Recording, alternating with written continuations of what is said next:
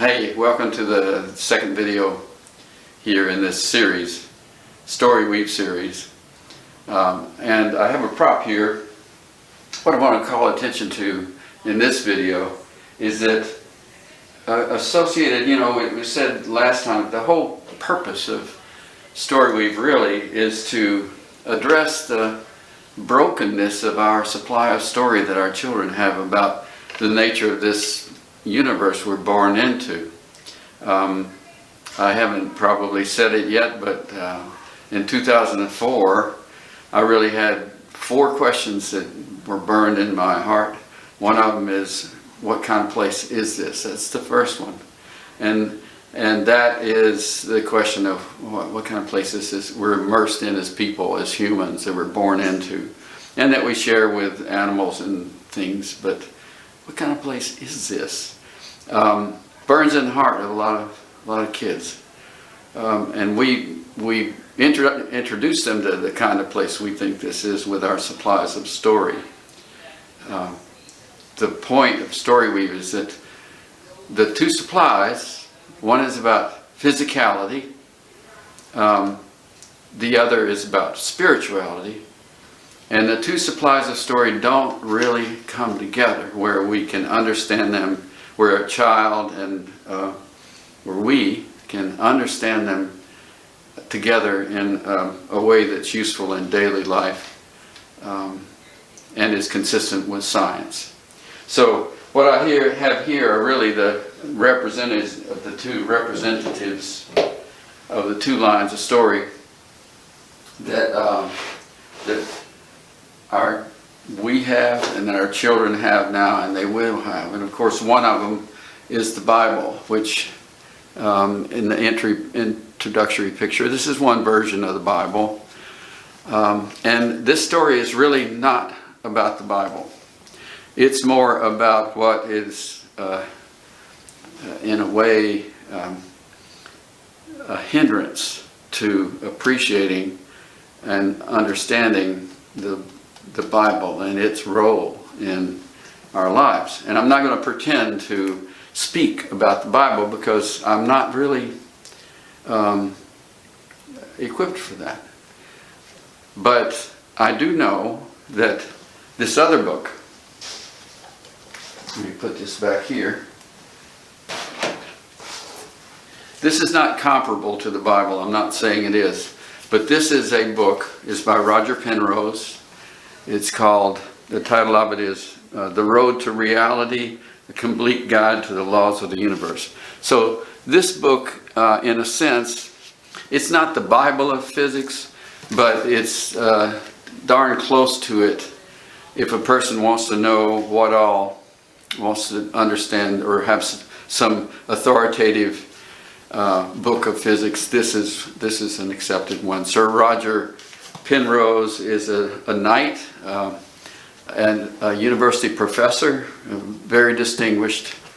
And this is the book that Story Weave really addresses in a kind of a strange way.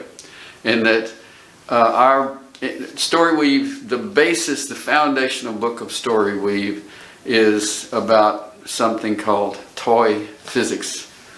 And the book's title is Toy Physics, Faith, Hope, and Renewal. So the fact is that, and that's what the Story Weave purpose is to show that this book leaves some things out. There are some hidden treasures of our experimental work in physics that is simply not told in a language that we can understand. This book and physics is primarily about the evolution, and this traces back 2,000 plus years, just like this one does. Both of these books go back to before the time of Christ. Of course this one does, the Bible and the Old Testament, and it tells about the message of Christ in the New Testament. This book goes back to Aristotle and Pythagoras Democritus. There's a whole march of story. This kind of recounts the march of story about the nature of this place we're in, immersed in, as told by physics, whose mission has been to develop recipes for measurement, prediction, and control, and to develop recipes that are proven to be valid for measurement and prediction.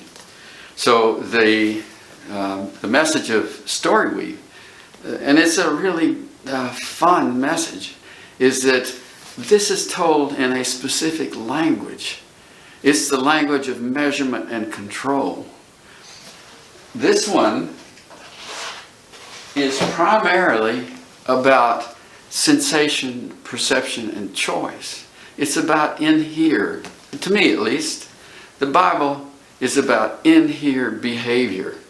And the access that we have in here to help with alignment and understanding and peace in our lives.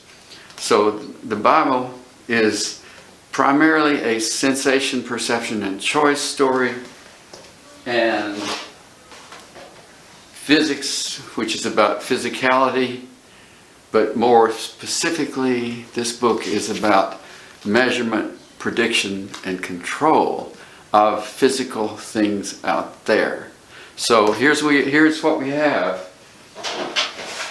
Measurement, prediction, control of things out there, sensation, perception, and choice of us in here, in our conscious depths that religious people or spiritual people call our soul. Now, if you believe in a soul or not, doesn't matter. What you surely do experience is the depth of in-here-ness of a human self.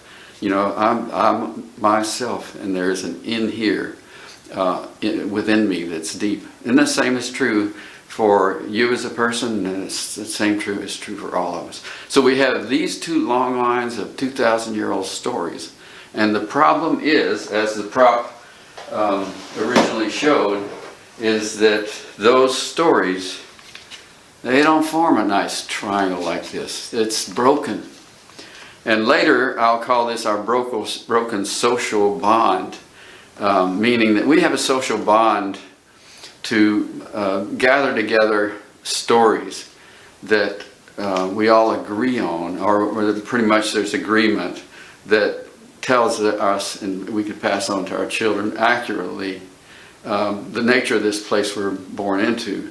And it should be that our stories of physicality are aligned with our stories of spirituality. Not necessarily, this is not a proof of God or any attempt to prove that.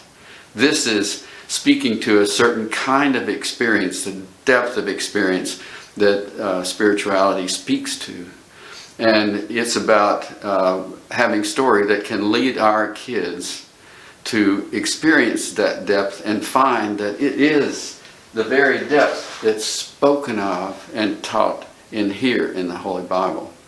And so, again, let me just really try to strongly emphasize this. We're not going to teach this book. That's not the idea.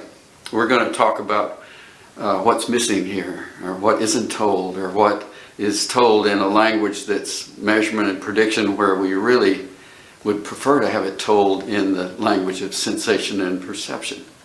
In here, sensation and perception. And that story doesn't have to involve this.